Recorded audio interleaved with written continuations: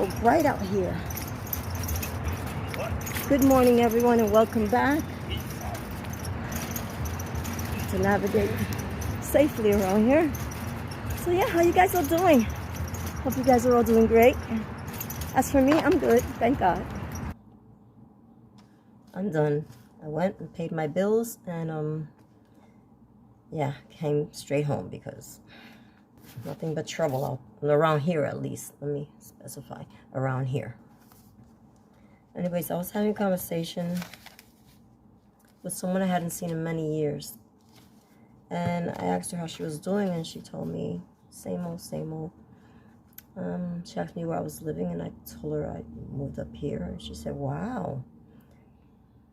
This used to be that kind of place, but it hasn't, quite a few years. Anyways, I asked her in turn where she was living, and she's living in the same projects.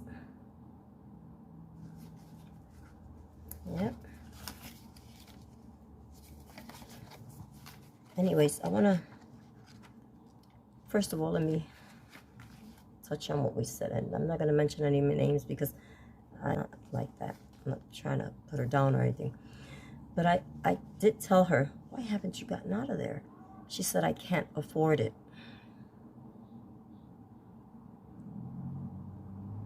Okay, before we go any further, but I did ask her, what are you doing? She said, what do you mean, what am I doing? And I said, that you haven't tried to move out. She said, oh, it's easy for you to say. No, it's not. And it was not easy for me. Not at all. Okay, hold on. I'm just trying to... Here it goes. Okay, I'm going to use a family member as an example. Without mentioning any names, of course. Lives in the projects. She has a 3-bedroom. She lives in a 3-bedroom. And she pays less than $300 a month. The lady I was talking to earlier has a 2-bedroom. That means she's paying less than $200. Okay? But I told her, I said, you have ample opportunity. Like, you have an incinerator. An incinerator is this thing that in the hallway, and you pull it out like this, and you deposit your trash in there, and there's no charge. So you don't have to pay for trash removal at all. I'm gonna show you guys what an incinerator looks like. It's the elevator.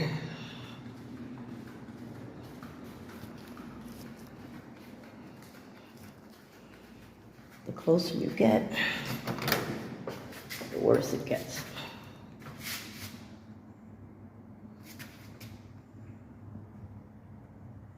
I don't know if you can see the cockroaches running around. This wasn't this bad. It's in the past few years that it got really bad. Okay, so you pull out this handle. Oh my goodness. And they're all over the place. By the way, if you thought that was bad, in housing projects, the cockroaches are much larger and there's more of them, and there's even rats. Yeah. So actually it's gotten worse. As low as the rent already is, it's included. Electricity, you don't pay it either. They are assigned parking spaces. I can't even imagine that. How? It's free. It's free. Okay? So she did state that the state is not giving her enough. Now let's look at this. Give me one moment, please. If you'll allow me, please. Let's see. No. Anyways, I'm not clear on how much welfare gives to each person in the family, like money-wise. I'm not sure. I don't know. Okay, so food stamps. One person receives $250 in food stamps. This is not counting the cash. The cash is separate. So you don't have to pay electricity, gas, trash removal, water, heat, anything like that. Just a very small rent. And they do give out enough for you to cover your rent, and you have some left over. Anyways, one person is entitled $250 in food stamps. 2 people, $459, 3, $658, 4, $835, 5, $992. A family of 6 is $1,190. Family of 7 is $1,300. You know, and each additional member after 8 is $188.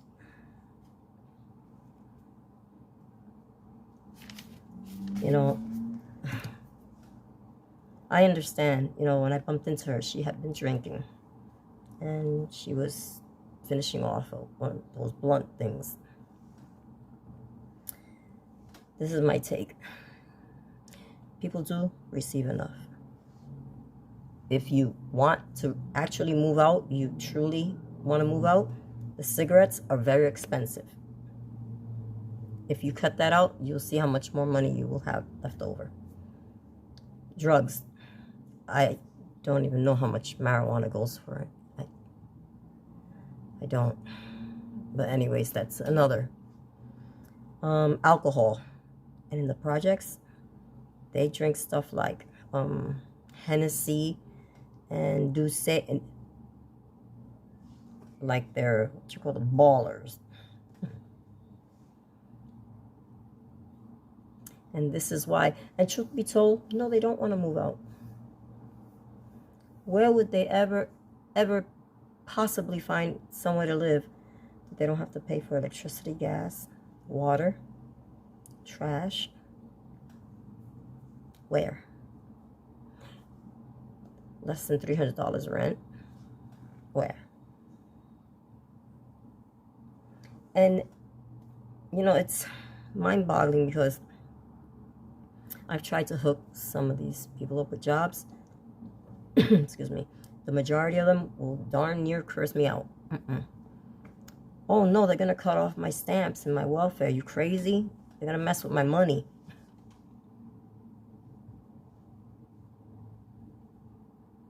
It all comes down to, should I say laziness? Not responsible. Not responsible at all. Got my first place when I was 18. And it was a 2-room. I was just a kid. I just needed somewhere to come and go. I was in the Army. I didn't need anything special. But because I did not want to live in the projects anymore, and I felt that how odd it would be me walking in and out the project in full uniform, getting paid the money I was getting paid. It's not a good look. It's just not a good look. It's not supposed to be a forever thing, you know. It's temporary, just so you can get up on your feet. It serves its purpose. You know, you stay there, you save up money because you're able to, and you can move on to better, bigger and better, you know. But the majority of people I know, well, okay, women, get on housing waiting list when they get it. Of course, they put their children on the lease, and usually the oldest daughter inherits the apartment when the mother passes. I'm telling you, it's insane. Like, the last thing I would ever want to leave my children is an apartment in the projects. How sad. But it happens, you know, because if you're living in this housing apartment and you're there with your children and you have, like, let's say, an 18, 19-year-old daughter, and something happens to you, God bless you, but you know, things happen sometimes, and she'll be the next in line. She can stay there. She's on the lease. That's how that works. But I just, no, I'd rather not. Anyways, yeah. Anyone can make it out the projects. No, it's not a trap. No, it's not. You trap yourself. All you have to do is save up. The clubbing. Oh, let's not even talk about the expensive name brand clothing and bags. Birkin bags. Living in the projects. You should see the cars these guys drive.